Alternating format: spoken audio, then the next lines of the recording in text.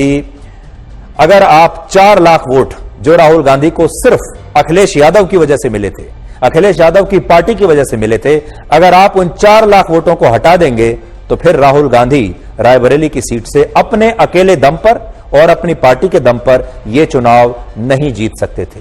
वो इस चुनाव को हारते ही नहीं बल्कि शायद तीसरे नंबर पर रहते। नमस्कार साथियों, मैं आपका दोस्त अशफाक अहमद और आप देख रहे हैं देशभक्त चैनल। ये जो यूपी में इस बार चमत्कार हुआ और यूपी से भाजपा एकदम बुरी तरह हार गई, तो ये चमत्कार कैसे हुआ अभी भी चल रहा है उसका कि भाजपा खुद अपना एनालिसिस कर रही है कि क्यों हारे इतनी बुरी तरह, और जो विपक्षी पार्टियां हैं तो वो अपना एनालिसिस कर रहे हैं कि अपने को और ज्यादा मजबूत कैसे करें। तो इसमें जो समाजवादी पार्टी, तो उसने अपना जो समीकरण है बहुत अच्छे से पूरा जमा लिया है यूपी में, और आगे अब जैसे कि 2027 के विधानसभा चुनाव होंगे तो उसके लिए पूरी तैयारी जोरों से चालू कि उसको कैसे जीता जाए। और कांग्रेस का जो है कि कांग्रेस बुरी तरह टूट चुकी थी, यूपी से बाहर हो चुकी थी, मुश्किल से सोनिया गांधी और राहुल गांधी चुनाव जीत पाते थे, अपना अपना सीट पे जा पाते थे, बाकी पूरा साफ। तो अब वो कैसे यूपी में रिवाइव करें, तो ये शुरुआत बड़ी अच्छी है। इस बार की जो लोकसभा चुनाव हुए कांग्रेस 6 सीट जीत गई, और यहाँ तक कि बनारस में कांग्रेस के छोटे से नेता अजय राय, वो मोदी जी को एकदम हरा रहे थे, बड़े मुश्किल से मोदी की जान बचा पाए, नहीं तो वो हार गए होते। कोई बड़ा नेता खड़ा होता मोदी जी के सामने तो मोदी जी तो हार चुके थे। ये स्थिति है। तो ऐसी स्थिति में अब अगर कोई बोले कि कांग्रेस जो है वो समाजवादी पार्टी के कंधे पर चढ़ के और 2-4 सीट जीत गई है, तो बेवकूफी है। क्यों बेवकूफी है कि अखिलेश, ये मतलब हर जगह कहा जा रहा है कि समाजवादी पार्टी जब भी चुनाव लड़ती है तो उस किसी के साथ गठबंधन में, तो समाजवादी पार्टी के वोट दूसरी पार्टी को ट्रांसफर हो जाते हैं, लेकिन दूसरी पार्टी के वोट समाजवादी पार्टी को ट्रांसफर नहीं होते, तो समाजवादी पार्टी को बहुत दिक्कत होती है। इस बार तो देखिए क्या हुआ, कहाँ पे दिक्कत आया समाजवादी पार्टी को? कहीं पे दिक्कत आया? कहीं नहीं आया। सब तो सीट जीत गए जहां जहां वो अच्छे कैंडिडेट खड़े हुए थे। तो जो बोलते थे कि जो वोट जो है वो ट्रांसफर नहीं होते हैं, वो गलत है। अब देखिए ये भी क्या है कि यूपी में समाजवादी पार्टी का ट्रेडिशनल वोट बैंक मुस्लिम्स और यादव, ये इस पे चलते थे वो, और बाकी ओबीसी के वोट और भी सब आते थे। तो ऐसे सब मिला के 26%, 27% वोट तो ऐसे ही हो जाते थे, और समाजवादी पार्टी तगड़ी पार्टी यूपी में हमेशा रही। तो वहां पर देखिए कि अब अखिलेश ने क्या किया है कि इस बार जो चुनाव हुए तो यादव से 5 ओबीसी अपने ही परिवार के लोगों को टिकट दिया, और बाकी जो टिकट दिया तो 4 मुस्लिमों को दिया सिर्फ, और कुछ दलितों को भी दिया, लेकिन ज्यादा ओबीसी के अलग अलग, कुर्मी हो गया, कुशवाहा हो गया, मौर्य हो गया, शाक्य हो गया, तो ऐसे सबको टिकट दिया और अच्छे नेता खड़े किए और उनको जितवाया।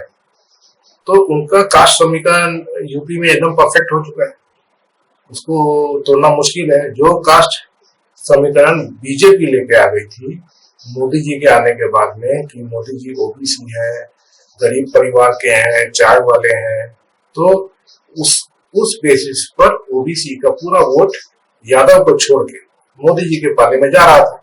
और इसीलिए 2014 का चुनाव हो, लोकसभा के 2019 के चुनाव हो, या फिर विधानसभा के चुनाव, ओबीसी वोट पूरा बीजेपी को जा रहा था।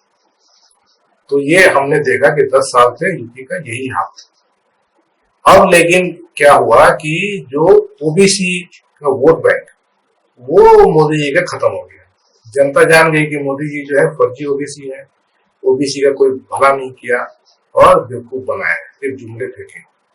तो वो आसानी से फिर अखिलेश यादव, क्योंकि अखिलेश यादव ने अच्छे कैंडिडेट खड़े किए थे ओबीसी के, तो वो पूरा वोट अखिलेश यादव को मिल गया।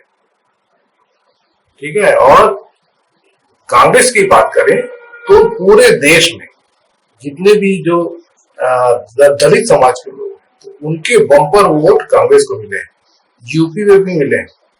तो जो कैंडिडेट अखिलेश यादव ने खड़े किए थे समाजवादी पार्टी की तरफ से, तो उन क्षेत्रों में भी दलित वोट कांग्रेस की वजह से समाजवादी पार्टी को मिले।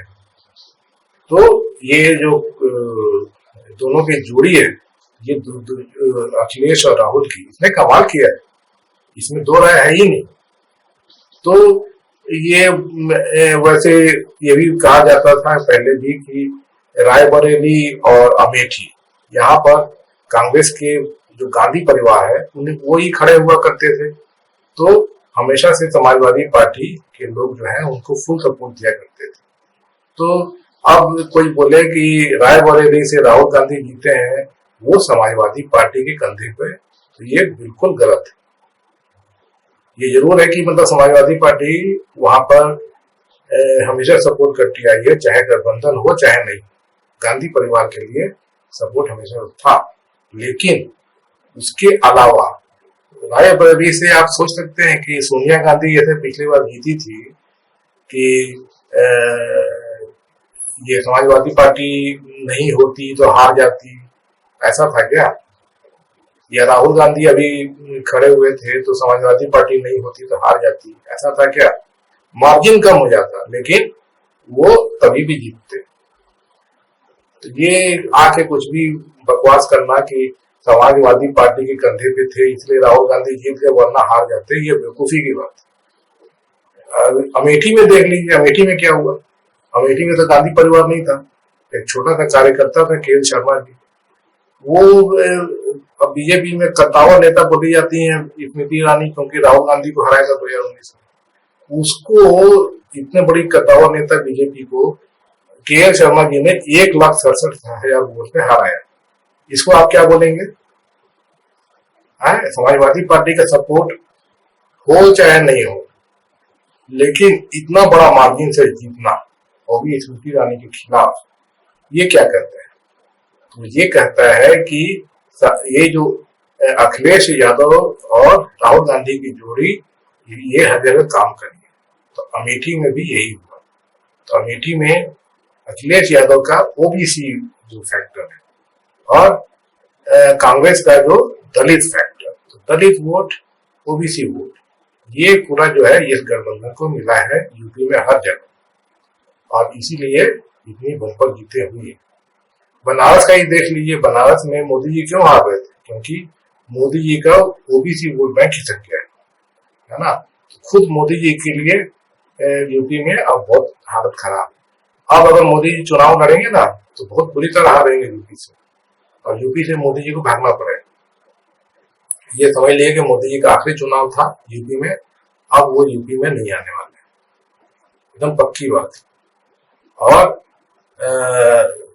ये जो दलित वोट और ओबीसी वोट, ये जो ये चला है, तो ये बहुत काम किया यूपी में, और पूरे देश में ही काम किया है। दलित वोट पूरे देश में हर जगह कांग्रेस को गए, सिर्फ यूपी ही नहीं।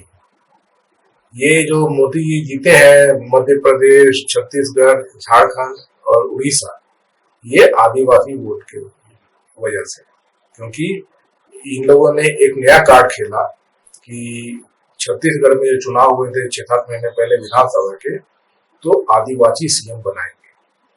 तो इस पे आदिवासियों ने पूरा वोट दिया था। तो कांग्रेस अच्छे पोजीशन में थी, लेकिन फिर भी सिर्फ इसी वजह से हार गई थी। और उसके बाद में अभी उड़ीसा में इन्होंने वही कार्ड खेला कि हम आदिवासी सीएम बनाएंगे उड़ीसा, और फिर वहां पे भी बम्पर जीत मिली, पूरा आदिवासी वोट मिला, और वहां पे उन्होंने बीजेपी ने जीत के बाद सीएम जो बनाया है वो आदिवासी बनाया है। तो और झारखंड में वैसे देखा है तो झारखंड मुक्ति मोर्चा के नेता खुद ही आदिवासी ही है, हेमंत सोरेन, तो इसीलिए झारखंड में थोड़ा सा अलग समीकरण। छत्तीसगढ़ में अगर कांग्रेस आदिवासी सीएम का वो भी पत्ता खेलते ना तो कांग्रेस कभी नहीं हारती छत्तीसगढ़। वहां पे पत्ता गलत हो गया तो ये लोकसभा में भी नुकसान हुआ कांग्रेस को। ये अभी फायदा फिलहाल के ये आदिवासी वोट की वजह से मोदी जी 240 तक पहुंचे, नहीं तो 100 आपका आंकड़ा भी पार होना मुश्किल था। पूरा छत्तीसगढ़ हारते, मध्य प्रदेश हारते, झारखंड हारते, उड़ीसा हारते मोदी, तब क्या हाल होता है। पूरा का पूरा सीट ये जो है 29 सीट, 11 सीट, 20 सीट, और झारखंड में भी 6-7 सीट जीते हैं। तो ये सब जोड़ लीजिए तो यहाँ का अगर वो आदिवासी वोट नहीं मिलता, सब जगह हारते। और जहां तक यूपी बिहार की बात है तो यूपी बिहार में आदिवासी बिल्कुल नहीं है, और राजस्थान में भी आदिवासी 5% है। तो इसीलिए राजस्थान में भी देखे होंगे कि बहुत बुरी तरह हारे मोदी जी, क्योंकि ओबीसी का वोट किसका है। तो मतलब 11 सीट कांग्रेस जीती है राजस्थान में, जो सोच नहीं सकते थे पहले। हरियाणा में भी 5 सीट हथियार ली कांग्रेस, इसी सब वजह से। तो ये पूरा जो हिसाब किताब अभी दिखता है कि आगे चल के ओबीसी वोट जो है वो इंडिया गठबंधन के पाले में वापस आ चुका है, और आदिवासी वोट जो है फिलहाल तो अभी मोदी जी के साथ भाजपा के साथ में गया है, लेकिन ये कब तक रहेगा, क्योंकि आदिवासी को तो सिर्फ सीएम मिलेगा, उसके अलावा तो और कुछ नहीं मिल रहा है। तो ये कितना दिन चलेगा, उसके बाद में तो फिर वापस आदिवासी वोट फिर से खिसकेंगे भाजपा की तरफ से। तो ये फिर नया वोट बैंक ढूंढना पड़ेगा। तो यही ये करते हैं, हमेशा नया वोट बैंक ढूंढते रहते हैं, और वहां पे 1-2 चुनाव जीत लिए, बाद में फिर जो जुमला फेंके होते हैं तो पूरा नहीं कर किए होते, फिर कोई दूसरा वोट बैंक ढूंढते। तो ये भाजपा का हिसाब किताब चलता है।